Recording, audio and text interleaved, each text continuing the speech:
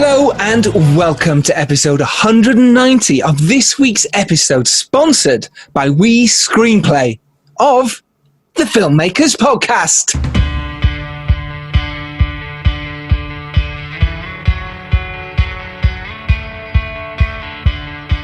This is a podcast where we talk filmmaking, from indie film to studio films and everything in between. How to get them made, how to make them, and how to try to F it up, in a very, very humble opinion. I'm Giles Alderson. I'm a writer, director, and a producer. And I am Robbie McCain, director-producer. Woohoo! And this week we are delighted to tell you we have on the fantastic Julie Delpy. Yeah, that is right, the wonderful actress, writer, and director of some amazing feature films.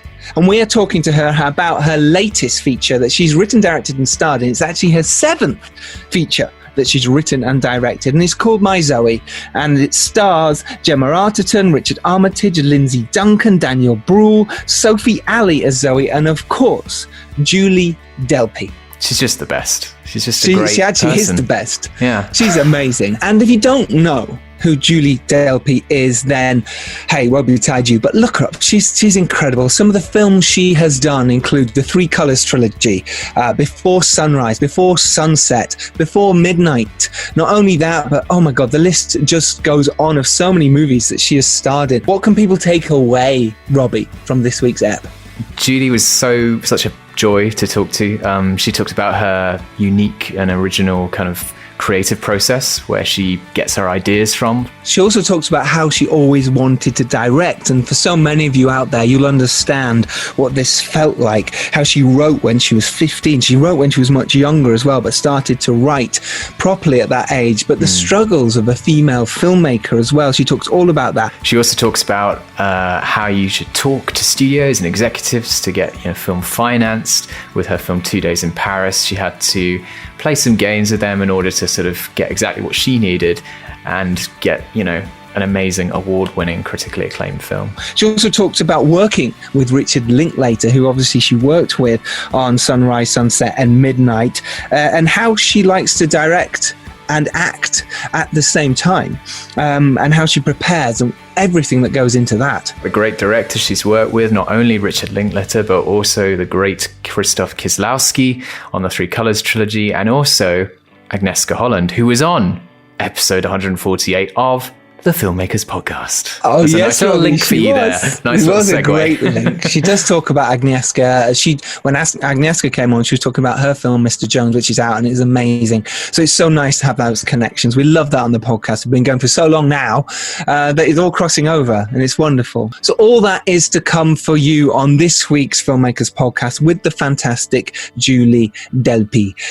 But first of all, we have to tell you, this week is a very special week because we are sponsored by We Screenplay, and their jury of studio execs, producers and agents and writers are on the hunt for a script. So this jury is waiting for your script to be turned into the next big movie. And these are people who can take a script and turn it into a film. They've done it before, and they're always looking for great writers to do it again. And Robbie, guess what? What, Giles? There are prizes. No. There are prizes. The We Screenplay Features contest is also giving away cash as well as the prizes. The grand prize script will receive $1,000 cash prize, and the top 3 scripts will receive We Screenplay's top-notch coverage. But there's a best part, Robbie. And the best part about the We Screenplay Features competition, that isn't just the cash prizes and industry jury, it's that every entry gets free script feedback. It's totally worth entering just for that. Your screenplay can always be improved, and it's so important to get that feedback, and these people are the best, and they will give you the best coverage. So what are you waiting for? Send your scripts into the We Screenplay feature competition now and take the next step in your screenwriting career. Submit your manuscript today. The regular deadline ends on November the 15th. Go to www.wescreenplay.com feature for all your info you need.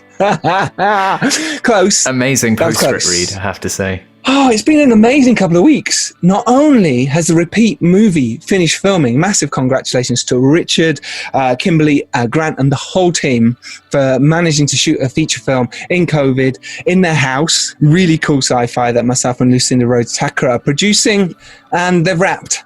Cool as hell. So yeah, like I said, I've watched the first 30 minutes already that Richard's cut together crazily during his day job when he went straight back into that, and it's great. No easy task, especially in these current times. Absolutely. So massive congratulations to the whole repeat team. Also, huge congratulations must go to the Murder Ballads team as well, who've completed their crowdfunder on Greenlit, and they smashed their 100% target. So congratulations to you. Well done. It is amazing. You are now going to make your feature film. How epping cool is that? Take heed, everyone. You can do it too. You can do it. So this is cool. Based on their short film, now it's turning into a feature. So happening very soon. We got a special announcement, haven't we, Giles? We've got a new member of the team. We do have a new member of the team, the new member of the Filmmakers Podcast team. We have a social media manager now, and she's called Callie Pasqualici, and she's doing a proper takeover at the moment of all our socials, which are at Filmmakers Pod on Twitter, the Filmmakers Podcast on our Instagram, which is brand new, so do go follow us there, and our Facebook, the Filmmakers Podcast, I believe. Go support us. And while we're at this, talking of this, go give us a lovely 5-star review on iTunes or Spotify. If you're listening to this, why not support us as we're supporting you? And tell your friends. Totally. Pass on the love. There's some amazing knowledge from all these episodes. This is the 190th episode of Knowledge of Filmmaking. But 200 is coming up, Robbie. I know. We're going to have a special guest, aren't we? Oh, for sure. And so, Giles, not only has the repeat movie, which you're producing, just wrapped, you got like another film that you're doing. How many films can a man do at the same time? Well, it's important, you know. All this time I've been, the Dare took 4 years, and now I'm just on a roll. And obviously the Dare's out now. You can go watch it. And Arthur and Merlin. I have been asked to direct a new movie. It's a thriller based on a novel, which was a best-selling novel. Exciting. So we've been reworking the script for the last 2 weeks longer, and now it's ready, and we've just gone to cast. I can't say who yet. An official offer has gone in.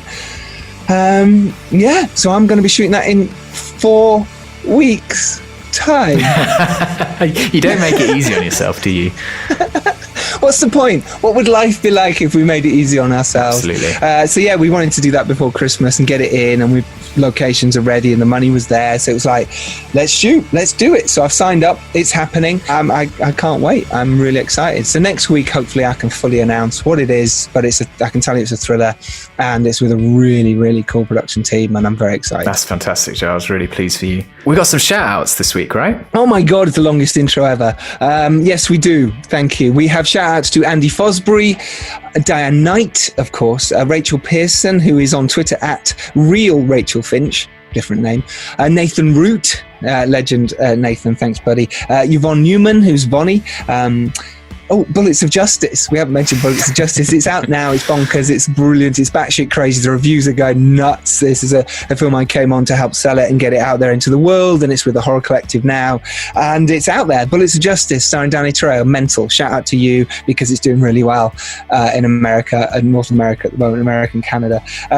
Shout outs also to the Maillard Report, Lincoln Fenner, Ronan Summers, Tobias V's, who has been an absolute godsend during these last couple of weeks. So thank you, Tobias. And Jane Gull. Thank you all. Shout outs this week. You are all legends. And if you want your name read out on the Filmmakers Podcast, and who doesn't, then do get in touch. Do go onto our Twitters. Send us something nice. Tell us what you like about us and the podcast. Maybe don't tell us what you like about us, just the podcast and what use it is. And if you want to come on, if you made a film, or if you know someone who does, then get in touch. thefilmmakerspodcast@gmail.com. And I guess we better get to the episode now, right? People might be bored of this intro. We probably should. I very much doubt they're bored of me and you talking, Robbie. How could they? How dare they? It's fine, I'll cut it down. They love us. But thank you so much for listening. You're all amazing. I love you all. Keep your dreams going, because you can make your own films too, and you can make it happen. And I hope you feel inspired to go do it now. Go write your scripts. Let stuff happen. Make it happen, they'll come to you. And seriously, enjoy this chat with Julie Delpy. It's a real cracker, and it's funny. She's a funny lady. She's hilarious. She's brilliant. She's so funny. I think her son comes in at one point. Oh, yeah, she's hilarious absolutely. to him too. That happens. So yeah, it's gold. Enjoy this. So here it is, right? Yeah. Thank you, listeners. This is our episode with Julie Delpy of the Filmmakers Podcast. Thanks for listening. You didn't say enjoy. I said enjoy. Enjoy.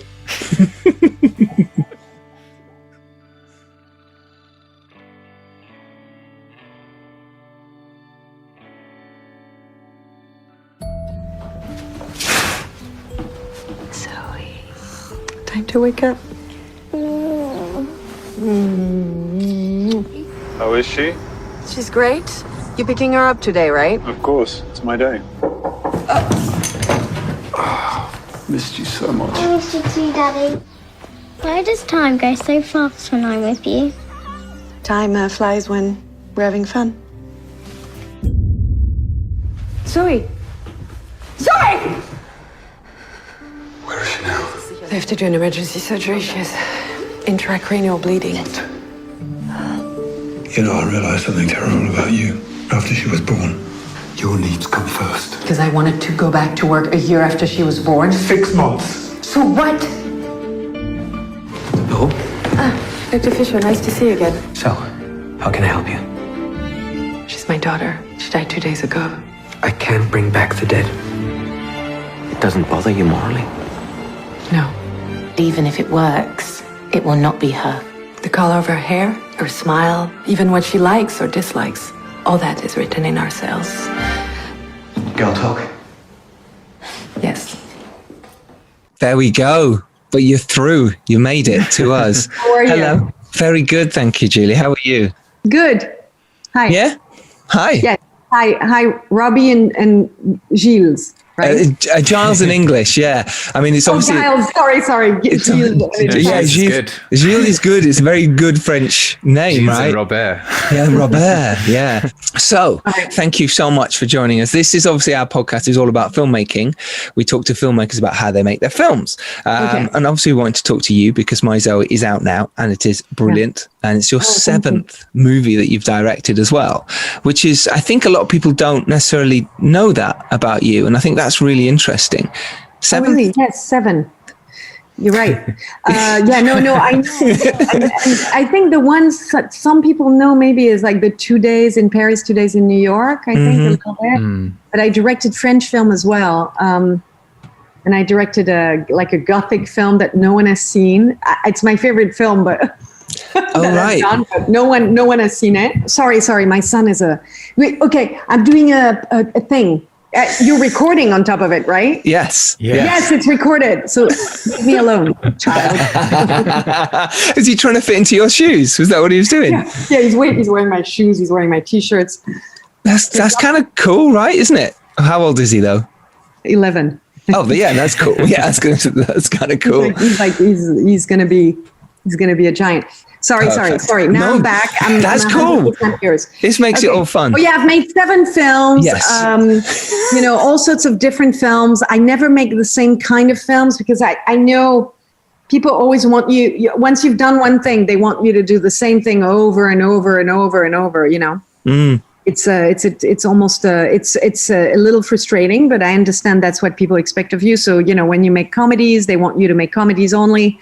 It's weird. It's only in France where people are like, oh, new Julie Delpy film. Another, they like when I make a darker movie. For example, they're happy that I made My Zoe instead of another comedy after a comedy. You know what I mean? But usually people want me to make, you to make the same thing. It's frustrating as a person that wants to make different things, Well, they put you in a box, don't they? You make a horror film, they go, cool, well, what's your next horror film? If the COVID had not hit, I would have probably do a horror film in my house. No way. Actually.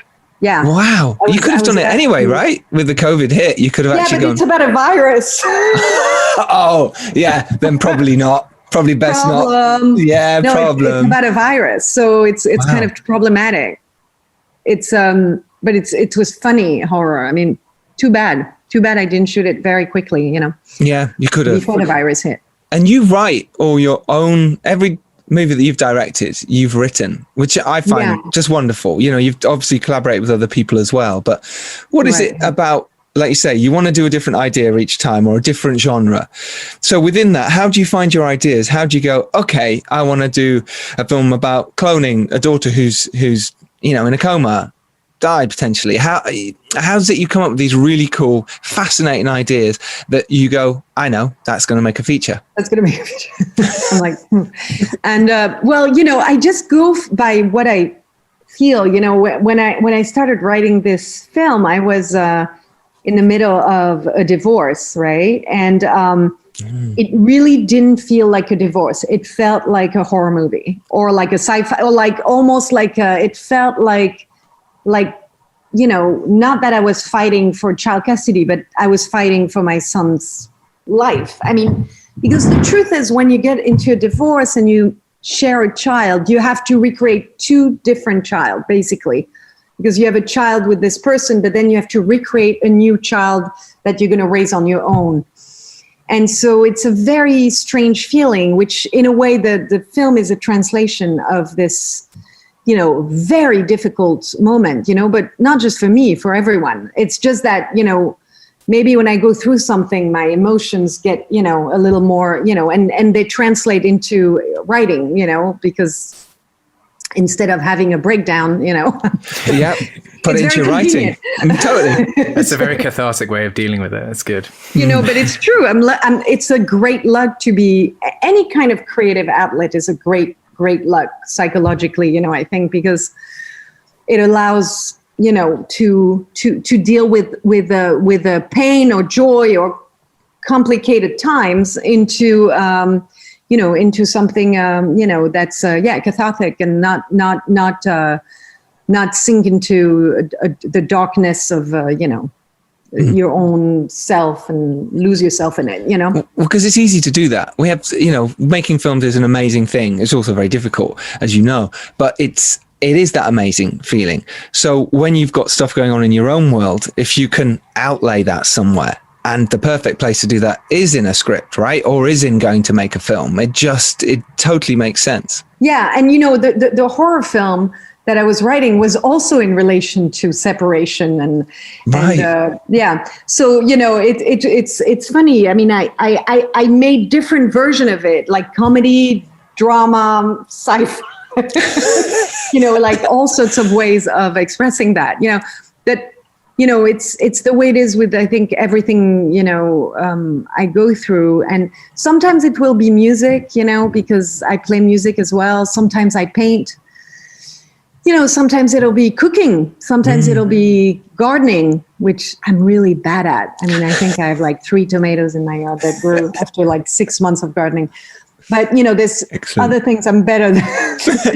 Gardening is not one of them. But it's something that you enjoy doing, right? It's something that you like to do as a kind of, it doesn't matter if you're any good at it. Yeah, expression of your tomatoes. Any form of expression is good, you know, but it's true that writing is probably the easiest way for me to express myself. So, you know, if it's a short story, if it's, you know, it doesn't need to become, I mean, I was able to make this into a film and it took me some time, but I really believed it was a good story to be told because I like this idea of like almost like a Greek tragedy in a way, in 3 acts with very, you know, very specific, like, you know, the first act is really about this story that's kind of very close to our reality. The second act is something still real that we luckily have not all experienced, which is the drama that happens to our life, but that we've heard people that have been through, you know, this kind of terrible thing. And then the third act is about this unexplored territory about what if you have the possibility to do what she does,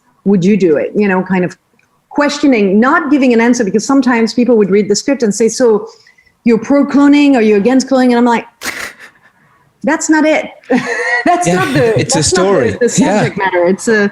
It's for you. It's for people to make their own judgment, which is sometimes annoying to some people because people don't like to make their own judgment anymore. Oh, they want you to tell them so then they can tell you you're wrong. Yeah, exactly. Or just follow the, you know, or just be a sheep. Yeah, absolutely. But it's more and more difficult to make movies that leave you with, you know, deciding for yourself, you know. But fascinating that you came up with this concept.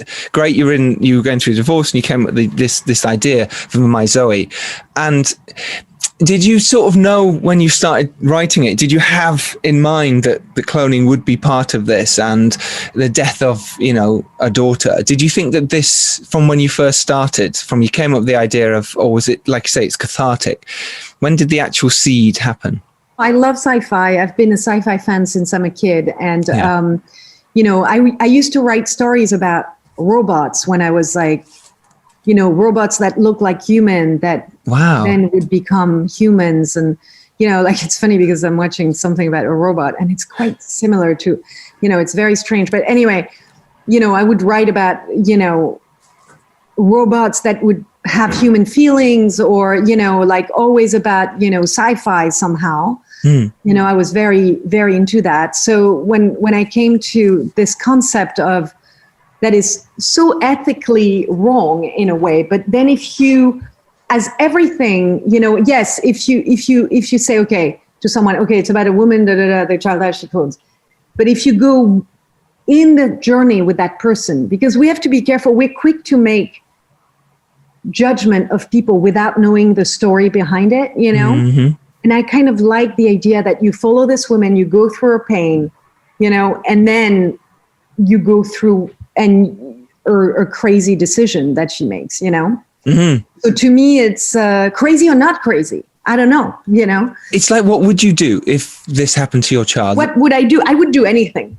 That's exactly. The reality. That's the thing. I don't know if I would do anything, but, you know, I would do anything. I mean, I would give my heart. Exactly. Of course you would. It's dying for myself. You know what I mean? For your son, for your child. Yeah, of course you'd do that. And I think that's what comes across. What would we do in these circumstances? What would anyone do? Not everybody's like that. Not everybody's like that. Surprisingly, I have friends that they come before their child. You know what I mean?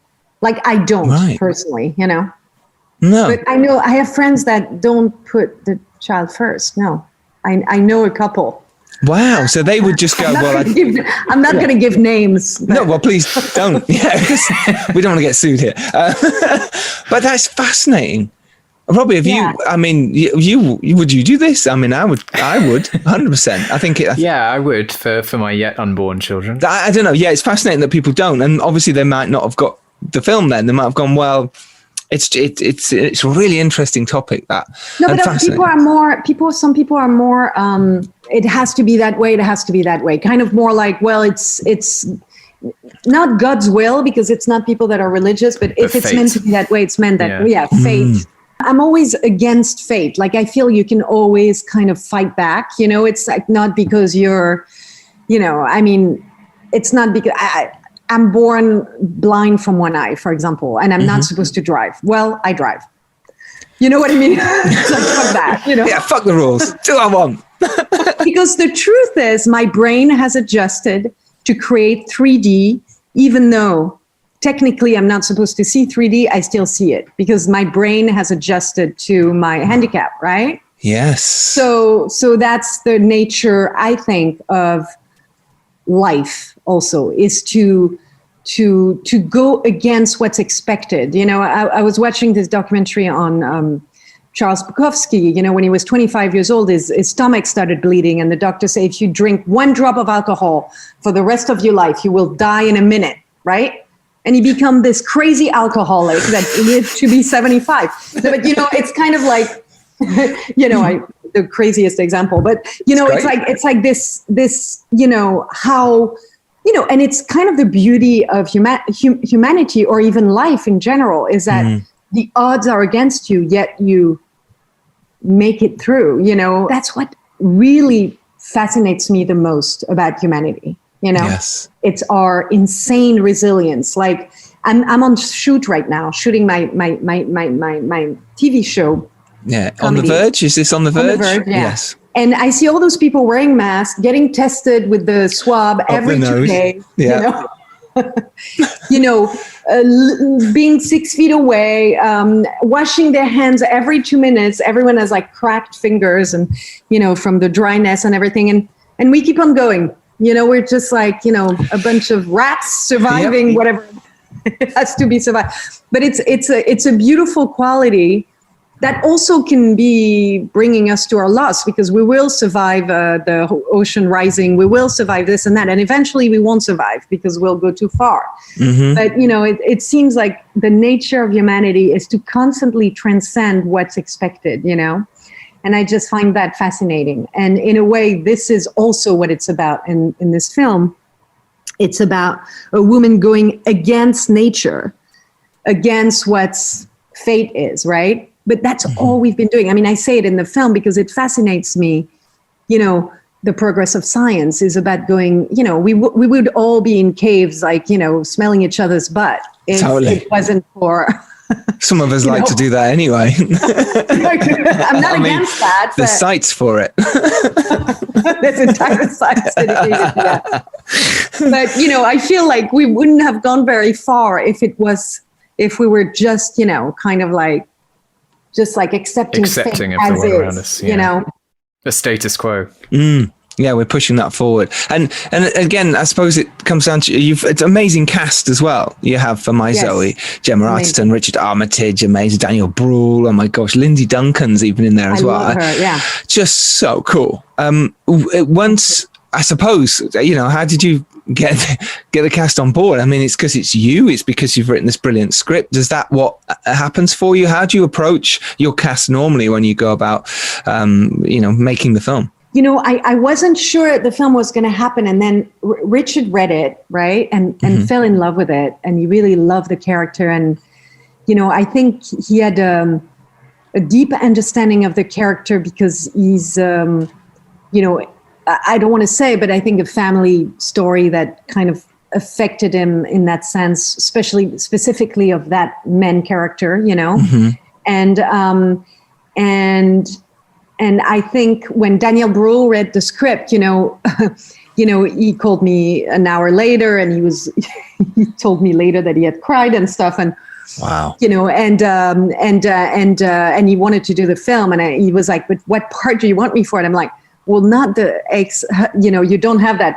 I think you're meant to play the doctor." He was like, "Yeah, that's exactly what I want to play." Perfect. Yeah. So then we got in touch with, obviously Richard was already more or less on board, and and then we cast the rest of Sophia Ali, who was a beautiful little girl, and and everyone involved, and so then joins the rest of the cast.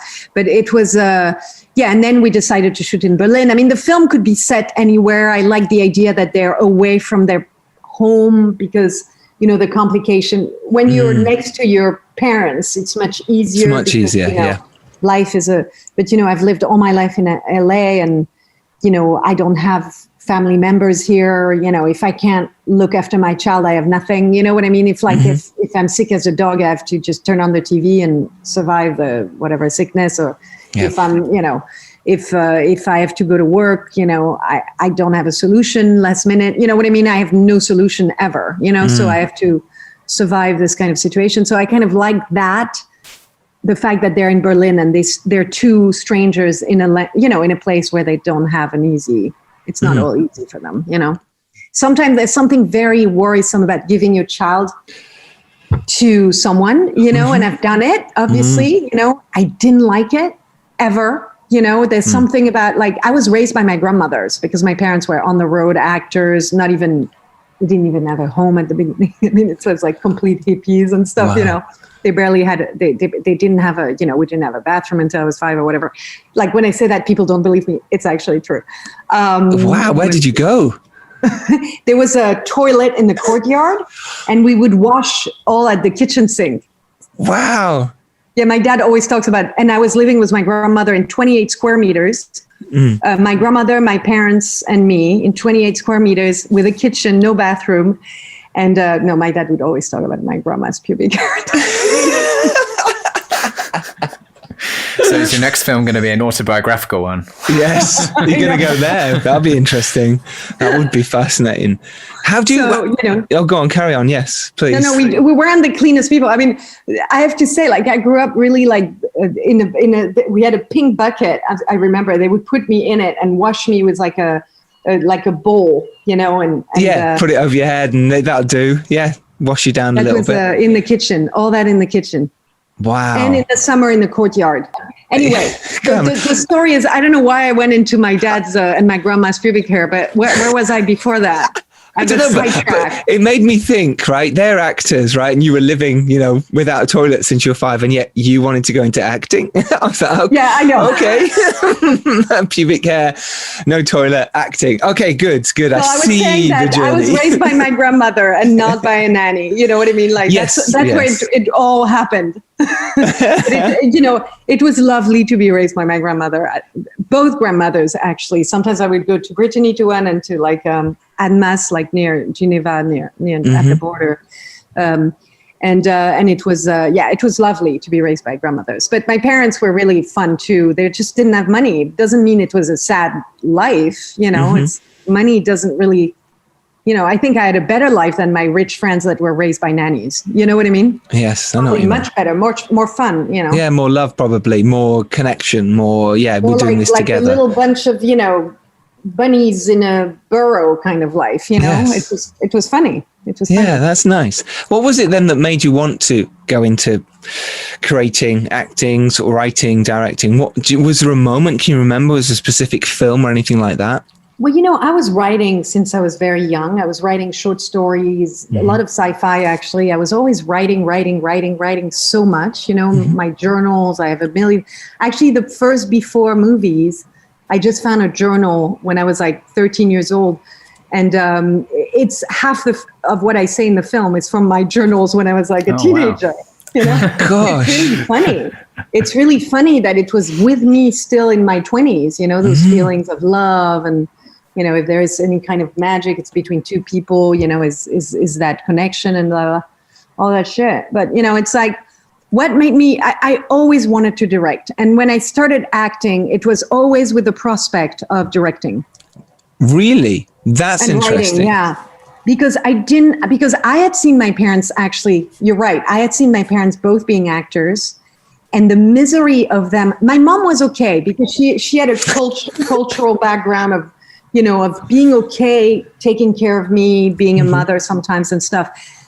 But my dad would go into severe depression. And I was because he was just an actor and I could see him being miserable when he was not being an actor. Yeah. So I was always thinking, this is not what I'm going to be. Right. Yeah. And so I started writing. I think my first screenplay, I was 15 years old, Wow. Feature length. Yeah. So, and it took me, and I did my first film, I was 36. No, it took me 20 years. I know what you mean. Mm-hmm. Yeah, totally. Because you can have that passion and you can write, but it doesn't necessarily work for where you're at in terms of the world and knowing investors, knowing people, understanding how to direct a film then. I send my script to the Avance sur Recette, which is the place where they give you money for the French government and stuff. And a lot of people liked my script, but they were like, it was a different time. It's we're not going to give it to a 16-year-old girl. You know what I mean? Yeah. Now it would be oh, cool, a 16-year-old girl, let's finance our film. Yes. But at the time it was she just no. No, just no. Just no. But also I think having experience does make you appreciate things. And also, I don't know, I think it kind of helps you on set to understand certain things and understand what people might be going through. I would have been too young to do a great job. I think I would have, it would have been instinctual and pretty good because I had seen so many films and I was so in the business so young and stuff with my parents on stage and stuff. Yeah. But I think sometimes by giving the opportunity to two young people, but at the same time, there's a purity in giving a chance to a young person, which allow them to learn on the spot, and maybe it wouldn't have been a perfect film, but it would have been genuinely, there was a lot of romantic beats in it. It was kind of Alice in Wonderland, but a modern version of it. About a little girl, a French girl, French, obviously, because it was in French, but going underground and discovering this kind of parallel world and stuff. It was very Alice in Wonderland because I loved that story as a kid, That's gorgeous because you when you started acting, you started to do a few shorts first, and actually, interestingly, your first feature you directed was a short as well, if I'm correct. In my but I've written films before, a bunch of films, and I directed a short film because really that was the only time I was allowed to, be given a chance to direct. When I started off wanting to be a director, it was a very, very difficult task for a woman to become a director. Now everyone wants women directors, especially in Hollywood. It's like they want to give job to women directors, but at the time it was just not, and I remember some directors were super supportive, like Kieslowski was super supportive, but other directors were like, oh, you're going to lose your mystery. No one's going to want to work with you after that. People are not, you're not going to be desirable to directors anymore, which is really creepy if you think about it. But, I was never really into this kind of desire game thing. I hated it actually as a teenager and young woman. I was like, fuck that shit. Like, you have to seduce people. Like, it was always a seduction game, and I was so not into that. I didn't want to seduce anyone. I was like, if you want to work with me, it's because, and when Richard Linklater cast me in the before movies, it was clear that what I was going to bring to him was going to be creative input, and writing, and I like to convince people of my capacity with the creative side, but not with the female male shit. You know what I mean? And I have to say, at the time, it was really unwelcome from a lot of people, It was not very welcome, It was, I was right away called a pain in the ass. The fact that I was against that, was like, I was difficult. A taboo, yeah. It's taboo, and it's such a shame because, like, say now, it's kind of, well, that's okay. You're allowed to do that now and move forward. But at the time, you're right. It was really difficult. Yeah, it's funny that just being asked to be respected as a creative equal was seen to be a problem. Like, that seems kind of it was really a problem. It was and luckily I worked with Richard and Ethan, who had no problem with women being creative. Or I worked with Kieslowski, who was best friends with Agnieszka Holland, who's a woman director. She's been on the podcast. Yeah, I love Agnieszka, and she's tough as hell, but she makes me laugh like no one else, And, and we really get along and love each other. I survived in this business because I was able to navigate without, but I offended some people. The fact that I said no to so many men, and it was very unusual for the time, especially in France. I mean, when I got to America, it's like the first person I met was someone named Catherine Kendall, who's one of the first person that spoke up about Harvey Weinstein. So I was like, I left France where it was like, a battlefield. I mean, we're talking 13-year-old woman dating 50-year-old, but, and then I arrive in LA and the first person I meet is Catherine, who tells me about Harvey, and I'm like, oh, welcome to, Hollywood. Yeah. So, I was that was like in 92 or something. So it was funny. I was like, oh no, it's never going to end. Nowhere I run away from is but it was okay because I was strong enough to make it clear to everyone that that wasn't my thing. And actually, that's why nothing happened to me. I didn't work for Miramax, but at the same time, no one tried to rape me. For me, you were always one of these powerful, strong women who played powerful, strong women roles. Obviously you always didn't, you're a brilliant actress. So but not in an obvious way. Not in an obvious way. I always want to play the actually in my show, I wrote myself a part that's a little bit being, at times over like a bit like abused by it makes me laugh to play a woman that's kind of like accepting the abuse. I'm playing that right now. I'm having a lot of fun doing it.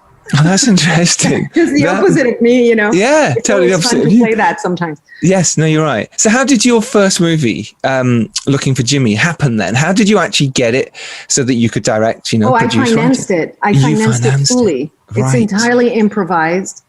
It's completely shot in 24 hours straight. Okay. We didn't sleep. I don't know what we did. So Looking for Jimmy, I decided to do it. I couldn't get film finance. I couldn't do anything. I was like, come on, guys, let's have a barbecue party and shoot a movie.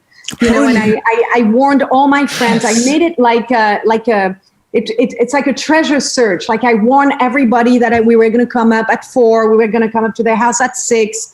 We were going to, and it's all improvised, and I'm provoking the questions and kind of the situation. This was really a great fun. Wow. The film turned out okay. I remember I showed the footage to a friend of mine, editor, and she's like, I can't edit it. This is too crazy. And then I spent 6 months editing it and turning it into something that's visible. It's not brilliant, but it's really funny. Yeah, and it's something you did off your own back and went, right, I can prove I can do this. Exactly. And how did you get people sort of on board for that, your collaborators? Just all friends. All right, okay. Just friends of friends. There was no one paid. completely like wild, just, just really fun, but it's fun to do that. And as a first film, I'd done film school, and I knew that I could edit garbage. Basically, you could give me footage, and that's what I was doing at NYU. Right. People would come up to me with garbage footage, and I would turn it into a film, right? I bet they didn't think it was garbage. I was known for that. I was like, I've got some garbage. I know. I've just shot some garbage. Julia sorted me out. Don't worry. The Alchemist. But I love editing garbage. I mean, I love editing so much that they would throw at me like things that make no sense, and I turned it into something, Yeah. And by doing that in film school, and, I think I even got a little extra money because there was a lot of rich kids that, were doing film school, but I'm not sure why. Mm-hmm. And so I remember they would give me a little extra $100 there and there and stuff. And I didn't have that much money, and so that was convenient for me. Yeah, so hustling. All night, I would lock myself in NYU, which was not allowed really, but I would like bypass, whatever the security guard and stuff, and spend all night editing films of other people. So you taught yourself to edit, basically. You taught yourself, which is an incredible feat. It's so hard. Wow, well done. I mean, it's just brilliant. I love editing. I mean, editing for me is half the job of the, it's so important to give rhythm. And, I edited 2 days in Paris, and then, it was really, really also a learning experience to edit a film that is not garbage, like to actually have good footage and edit it, Yes, then, that's amazing. Well, let's talk about 2 days in Paris real quick then, because this is your second movie, but this is the movie I imagine that because of the first one, that got you the finance, right? Or at least helped you to go, okay, I'm making 2 days in Paris now. Yeah, well, what happened is that I had an Oscar nomination for the Before movies, Before Sunset, as a writer. And the film was quite successful. Well, as a quite successful, writer, like in an indie way, kind of. Yes. But, it was successful enough that people were like, oh, okay, she's something, whatever. So I went to people saying, okay, listen, because, people want you to do, the box thing. So I say, listen, I'm going to do another movie with an American guy and a French girl in Paris. I was like, I tricked people into giving me money thinking they were doing exactly Before Sunset. Great idea. And then I wrote something very different with a family involved, the sister, the friends. It was the opposite, which is not two people talking, just the two together, like the opposite, and it's comedy and it's, completely different. It's not romantic, really. It's a little more crazy than that. And then I was able to do it by tricking people. At first, I thought I was going to be able to pull off doing no screenplay because I wanted to do an improv movie because I really love improvisation. And then I decided to completely write the screenplay because in the end, they say, oh yeah, let's do an improv movie. But they were like, you know what, we want a screenplay. So last minute, I wrote an entire screenplay. I was going to write it with Adam Goldberg, but he said, no, I want to do an improvised movie. I'm not writing anything. So I was like, okay, fine. I'm writing it on my own. So I wrote it in 2 weeks. Wow. Which is, by the way, of most of what I wrote on Before Sunset, like 1/3 or 2/3 or whatever, was written in 2-3 weeks and stuff. Sometimes when once you've done the framework of things, it can go very fast, the dialogue for me. And so, or for anyone really, once you have a good structure, Is that how you like to work? Just jumping on the screenplay angle? Is that how you like to?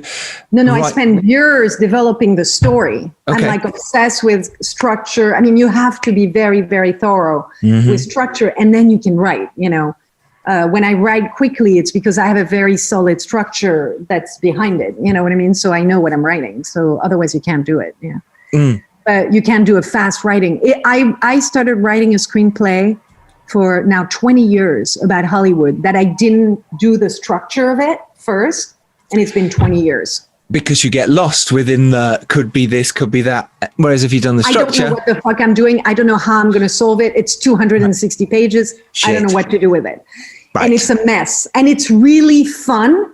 But I wish I could just work it through that it becomes something, because it's really funny about Hollywood. Very dark. Very, very fucked up. Well, why don't do you not want to go back and sort of do the structure now? Sort of ignore that and go, let me do the structure. And then no, I know, but my brain cannot conceptualize the structure. I mean, now I'm better because now I've turned it into this very, very, I went to do Robert McKee's story structure and shit like that, right? I've done a lot of those seminars because I think it's good to learn. First of all, it's good to see what executives go to to learn what is a screenplay, so you know what they're expecting, right? Yes. So for me, I did it kind of for that reason. Yes, that's good, because they're not filmmakers. They just want to read a screenplay that looks like a screenplay, that has the beats. They're looking for results, yeah. Yes. I know. Exactly. So you have to know what they're expecting from you. But at the same time, I learned a lot in storytelling. And even when we were working on Before Sunset, I remember we were actually working on very specific structures, just two people talking, yet same kind of arc changes and all inciting incident, whatever it's called, story structure kind of thing. So it was really not a waste of money to do that. Anyway, anything to learn more about something, never a waste. So I wrote the screenplay, and it was a great fun we shot this in 15 days. It was a very, very low budget. And then, of course, I had problems. The French producer were like, "Oh, you can't keep that scene in the taxi where you say welcome to Paris," with Hitler, because it's not romantic enough. You can't keep the scene where you attack the guy in the cafe, calling him a pedophile, the ex-boyfriend. They were like really annoying. And then I told them, okay, fine, I'm not going to cut the scene. Go fuck yourself. You gave me like 200,000 euros and you want me to, on top of it, like fit like the typical romantic comedy shit. So I told them to go fuck themselves. And then it went to Berlin and it was super successful. And then they even forgot they had told me to cut those scenes. They were like, no, we never said that. No, what? Wow. Wow. Self-editing. I love that. So then they sold the film to more countries than ever in the history of French films. Not saying for the amount of money, but the amount of films. I mean, it was sold to places that are like strict Muslim country, and you have a naked Jewish guy, in the middle of the film. So it's kind of like, it was really unexpected, really fun. And it was fun. It was fun to have a movie, indie film success, it's success. brilliant. Yeah, it was such a brilliant movie. I loved it when I saw it. It's so much fun. How do you work then with your DP? Because you're directing, you're starring in it, you've written it. How then do you set up those shots? How do you say, okay, do you plan all that beforehand and then you just jump in? How do you juggle the two with all your movies? Well, usually I prepare carefully. That's the secret to be in a film and direct at the same time, is you have to be on the same page with your DP and you have to be agreeing on what you're going to film, how you're going to film it before. I hate to not prepare, and I go really, My Zoe, we were able to prepare 90% of it. There was like a 10-15% that we left kind of like, and that made me very uncomfortable. We had very little time prepping, and it gave me a lot of anxiety, actually. But it turned out good. We still prepared the major scenes thoroughly. And with this wonderful Stéphane Fontaine. And on the 2 days, I had the same DP, Lubomir Bakshev, who's a great guy, really, really great. So I love to prepare well, and to be kind of knowing everything I'm doing in advance. So it's not, I think preparation is everything when you have to, for any film, even if you're not in it. Preparation is massive. And I say it all the time on the podcast. It's so important to do that. But you can easily get lost. Do you like to change your mind on set though? So let's say you've prepped, but then you get there and you go, actually, this is a nicer shot. Are you still quite free in that way? Of course. And I have to say, if someone comes up with a better idea, I'm open to it. I'm friends with Barbet Schroeder, who is a French director. And I remember even talking to other directors, like older directors and stuff, like Billy Wilder or something. And they were like, they're always saying, you have to listen to people on set because someone might have a better idea. So, I think that's why movies are collaborative work. It's like if the DP has a better image in his mind, why not be open to it? You had an idea and maybe it's a good idea. And then there's some ideas that I will fight for, or that I will say, this is the way it is, because I have an image in my head that they don't. And that I have an overall idea of, like, especially editing, that maybe a DP won't have as much as I do, because I think of editing as I'm working, and I'm like, I need that close up. Yeah, like, right now I'm having other directors direct some episodes of my show, and I directed most of them, but there's a few episodes I'm not doing. And I tell them sometimes, I'm like, I need that shot. And they're like, yeah, but we have this. I'm like, no. I need that shot because I will need to edit this, So it's very, you know, for me, and I say the same to a DP. If he says, no, but it's nice in that long shot, it's like, no, I need that cut away. I need it.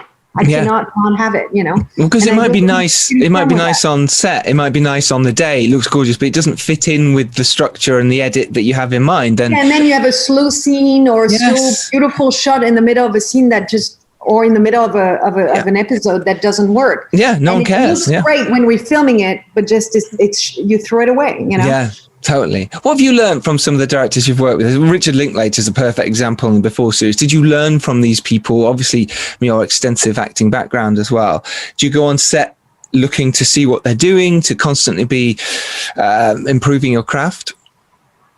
I mean, I learned from everyone. I learned from Richard, you know, well, he left us so much room as writers and actors, you know. I learned to leave a lot of room. I'm a little more, you know, not relying on other people than he does, you know. I feel like I'm more, you know, and I think I've learned a lot from Kieslowski, from Agnieszka Holland, from, you know, but I learned a little bit from everybody. I've learned from people I haven't worked with also, just having discussion about it. And, you know, I'm learning every day, you know, I'm learning from directors I'm working with now, or actors, you know, I'm learning from everyone all the time. I mean, it's a constant learning experience, right? Yeah, totally. Well, I was wondering if there were any plans to, you probably get asked this question all the time, Julie, but the fourth one, so far not. She already knows the question. You know, the last time, you know, we talked about it, Richard had an idea that I didn't like, and I told him. And since then, you know, it's kind of stalled there, you know, like the idea was really not really disappointing, I think, for people that like the series. And I was like, I'd rather not do another one then, you know, go into that direction. And Ethan agreed, and Richard agreed in the end too. So it's better we don't do a fourth one than do one that really shatters the entire three. Yeah, totally agree. It must have been a slight risk to do that with the third one. In some ways, you must have thought, is this a risk? Or did you always know there was going to be, it's a trilogy? Was that something that you thought that would be the case? No, but we knew we had something interesting to explore, which is like, how do you sustain love in a relationship, you know, which is an interesting subject, you know. The only thing we could do now is like, you know, maybe add a lot of humor to it. That was my idea, you know, to kind of like, you know, after 20 years together, you know, how do you survive? And, you know, I'm the only one of the two guys, Ethan and Richard, that have witnessed firsthand a couple that have been together for 40 years, which were my parents, right? And I knew how it works. You know, I know how it works to keep a relationship going, because I've been witness of my parents that were in love for so many years and having fun for so many years, you know, until my mom passed. But, you know, it was, I was the one that was, you know, more driven to explore the 50 something episode. But, you know, I think we left it there. I think we're done.